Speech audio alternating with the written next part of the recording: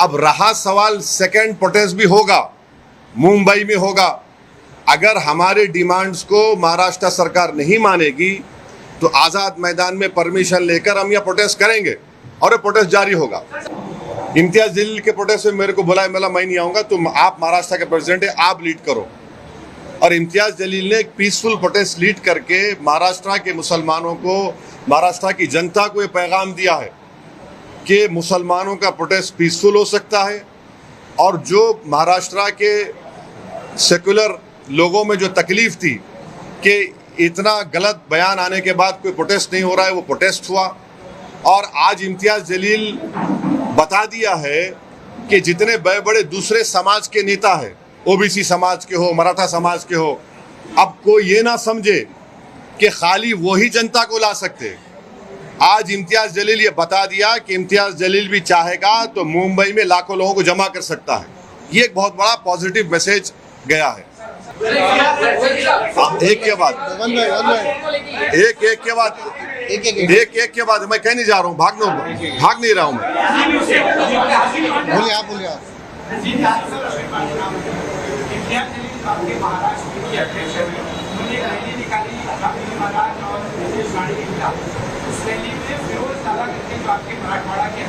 कौन? हाँ,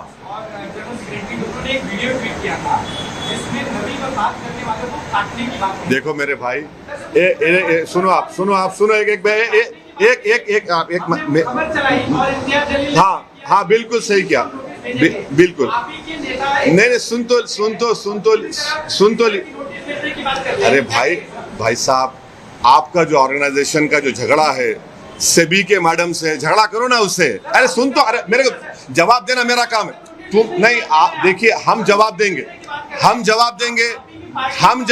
आप जवाब नहीं देंगे।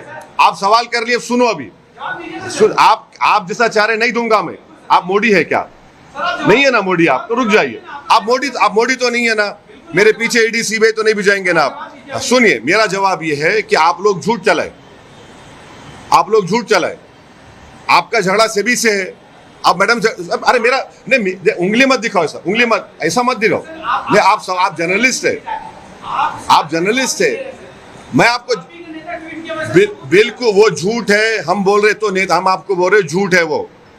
आपको अब आप सुन तो लीजिए, इंडिया टीवी के रजत शर्मा ने तारीफ की इसकी, अब आपको पसंद नहीं आ गया बोलना।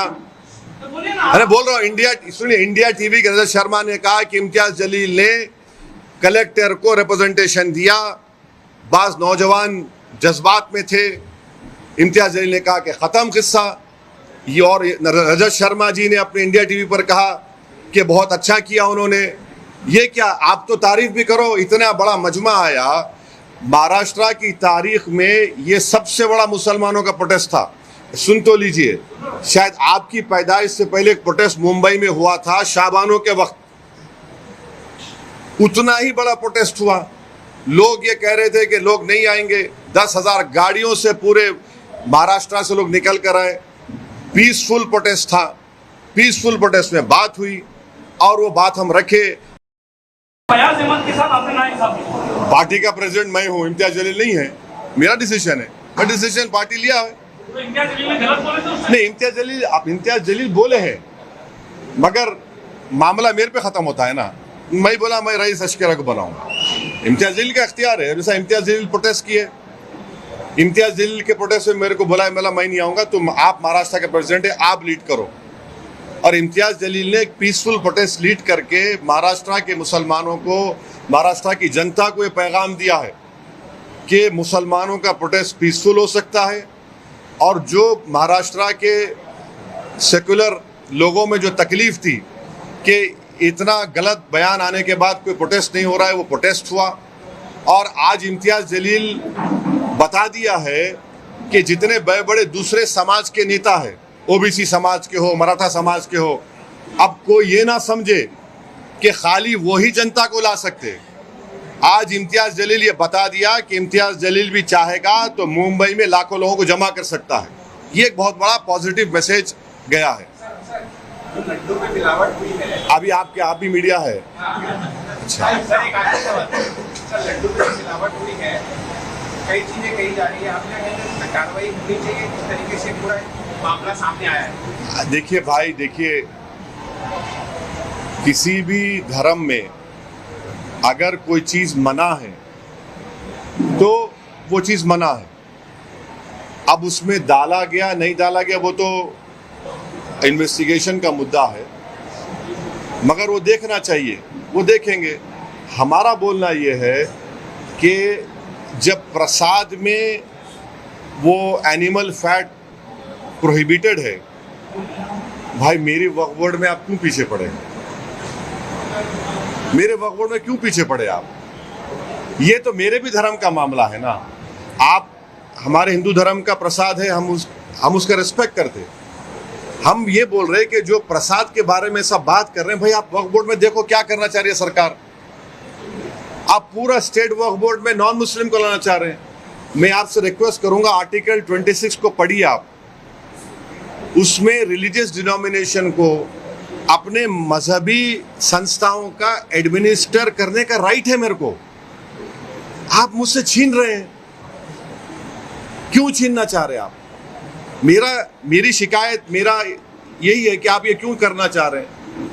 एक तरफ सर वक्फ बोर्ड की बात होगी, दूसरी तरफ कई सारे जो हिंदू साधु संत लोग कह रहे हैं उसी तर्ज पे देश में हिंदू संरक्षक बोर्ड बनना चाहिए, जिसमें तमाम हिंदू सनातन के जितने जो ग्रंथ हुए वो उसमें बोर्ड होने चाहिए। एक तरफ हम वक्फ बोर्ड की बात कर रहे हैं, दूसरी तरफ अब ये मांग भी उठ रही है कि हिंदू संरक्षक बोर्ड बनाए।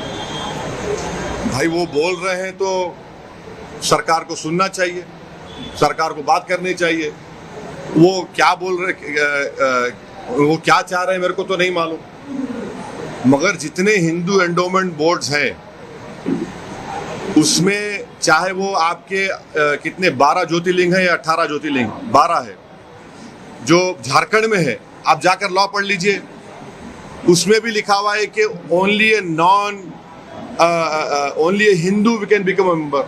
अगर कोई मुसलमान आता है उस कैटेगरी में तो गवर्नमेंट को राइट है किसी हिंदू को बना दे उस जगह पर, वो तो है।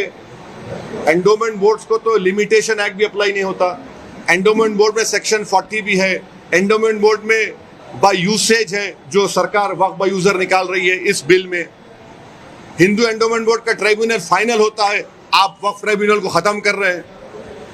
भाई जो हिंदू एंडोमेंट बोर्ड में है वो मुस्लिम वक्फ बोर्ड में क्यों निकाल रहे फिर आप? ये दुश्मनी है बीजेपी नरेंद्र मोदी की। जो हिंदू एंडोमेंट बोर्ड में है आप यहां पर नहीं दे रहे हैं, तो यही हमारा मुद्दा है।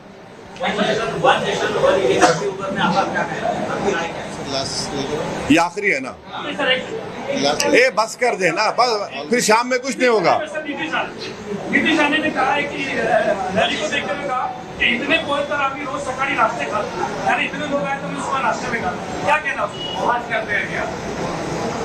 अब नहीं मालूम वो इंसान को खाता है क्या? ये कब से होगा खाने वाला? ये इंसान को खाता है वो, यही कहा उसने। क्या कहा, उसका तर्जुमा क्या है, ट्रांसलेशन क्या है? इतने पोहे तो मैं नाश्ते में खाता। अच्छा जो आदमी का मवासा है वो चावल की उसमें किया है। अच्छा ओह,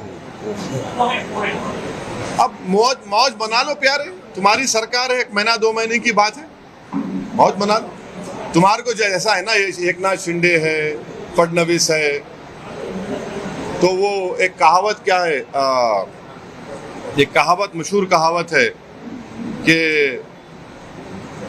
अब सरकार उनकी है तो वो बचा रही है उनको, मगर संविधान की बेइज्जती की जा रही है, महाराष्ट्र पुलिस की बेइज्जती की जा रही है, जो बकवास पे बकवास बोला जा रहा है। और अब BNS कानून में प्रोविजन है 302, पढ़ो आप, जिसमें हर्टिंग रिलीजियस सेंटिमेंट है। Thank you.